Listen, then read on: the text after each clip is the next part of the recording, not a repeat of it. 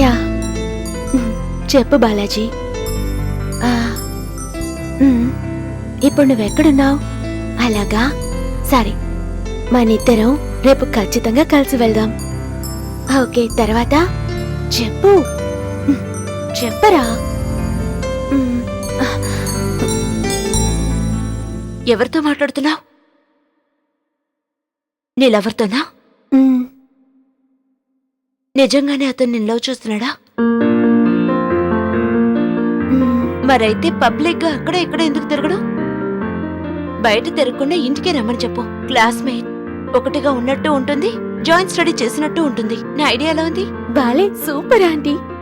రేపే రమ్మని చెప్తాను. కానీ అమ్మ నాన్నకి తెలిస్తే? వాళ్ళకి తెలియకుండా చూసుకుంటాను. నేను చెప్పినట్టు నువ్వు చెయ్యి, సరేనా? ఆశా, వస్తున్నానక్క. ఎస్.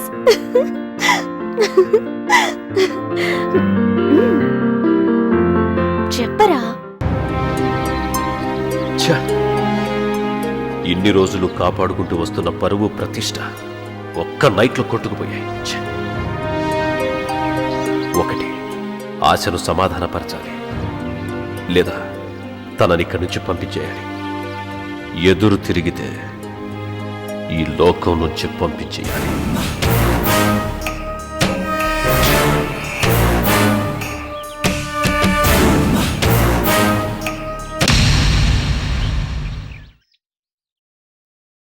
ఇప్పటి వరకు ఎక్కడికి వెళ్ళావు ఆశా? రాణి కాఫీ అడిగింది, అలా మాట్లాడుతూ ఉండిపోయాం. ఓ అలాగా.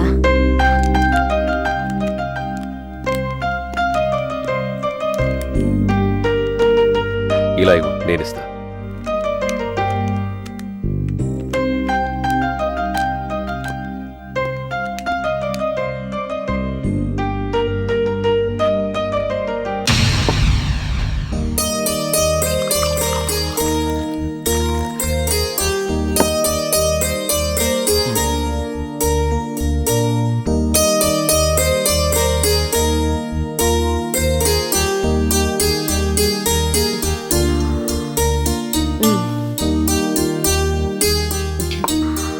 ఏంటండి ఈ రోజు త్వరగా బయలుదేరినట్టున్నారు?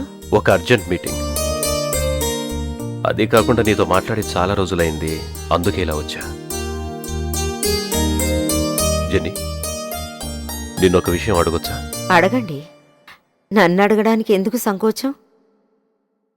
ఆశాను పంపించేసి వేరే నర్సును పెట్టుకుందామా? ఎందుకంటే అలా అంటున్నారు?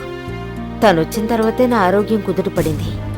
మన ఇంట్లో మనిషిలాగా కలిసిపోయింది. మీరు కూడా మీ పనులు ఫ్రీగా చేసుకోగలుగుతున్నారు. ఏ ఆశ ఏదైనా తప్పు చేసిందా?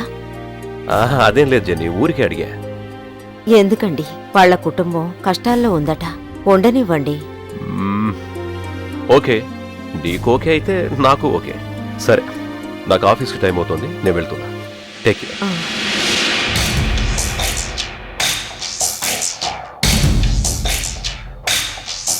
నా జీవితాన్ని నాశనం చేసింది చాలక ఇప్పుడు నన్ను పనులంచి తీసేయాలని చూస్తున్నారా? లేదు, నేను ఆవేశంలో చేసిన తప్పుని సరిదిద్దుకోవాలనే ప్రయత్నం చేస్తున్నా. సాయంత్రం వరకు ఎదురుచూడు, నా నిర్ణయం చెప్తాను. అవును, రాణి కాలేజీకి వెళ్ళిందా? లేదు, ఇంకా బయలుదేరలేదు. సరే, ఈవినింగ్ కలుద్దాం.